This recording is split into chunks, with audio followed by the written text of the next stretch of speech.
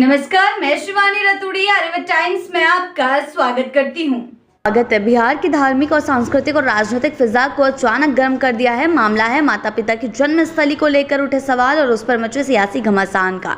एक और जहां केंद्र सरकार सीता मंदिर परियोजना का शिलान्यास करने जा रही है, वहीं दूसरी ओर कांग्रेस ने इस पर कड़ा विरोध जताते हुए केंद्रीय गृह मंत्री अमित शाह से माफी की मांग की है। कांग्रेस का कहना है कि संसद में माता सीता के जन्म को लेकर जो टिप्पणी हुई वह न सिर्फ बिहार की आस्था का अपमान है, बल्कि ये संपूर्ण भारतवासियों की भावना पर कुठारघात है। कांग्रेस के एमएलसी प्रेमचंद मिश्रा ने इस मुद्दे को लेकर बेहद सख्त रुख अपनाया है।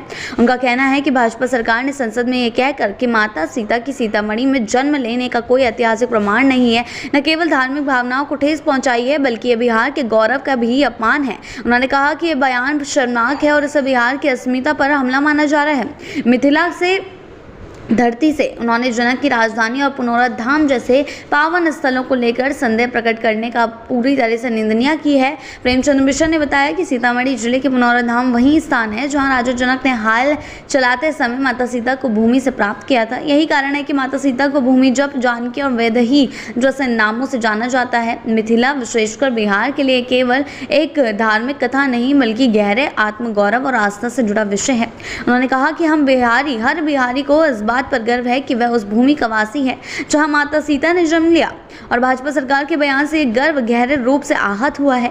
अब जब केंद्रीय गृह मंत्री अमित शाह बिहार दौरे पर आ रहे हैं और माता सीता मंदिर परियोजनाओं का शिलान्यास करने वाले हैं, तो कांग्रेस ने मांग की है कि शिलान्यास से पहले उन्हें बिहार और भारतवासियों से सार्वजनिक रूप से माफी मांगनी चाहिए। ये केवल धार्मिक संवेदना का मामला नहीं, बल्कि राजनीतिक नैतिकता का भी प्रश्न बन चुका है।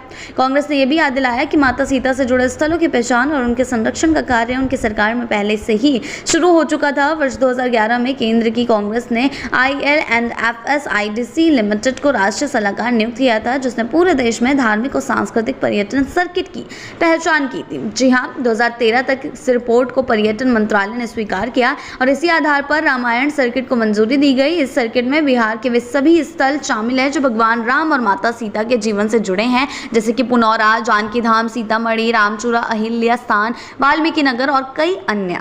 जी हां, बात करें, प्रेमचंद मिश्रा ने कहा है कि कांग्रेस काल में न केवल रामायण सर्किट बल्कि बौद्ध सर्किट, सूफी सर्किट और गांधी सर्किट जैसे धार्मिक सांस्कृतिक मार्गों को भी विकसित किया गया है। बौद्ध सर्किट में बोध गया, नालंदा, राजगीर, वैशाली जैसे पवित्र स्थल शामिल किए गए हैं। सूफी सर्किट में मनेर शरीफ, फुलवारी शरीफ, काको और बिहार जैसे ऐतिहासिक स्थल शामिल रहे। उनका कहना है कि ये सब कांग्रेस की विरासत रही है और अब भाजपा सरकार सिर्फ धार्मिक भावनाओं को राजनीतिक हथियार बना रही है।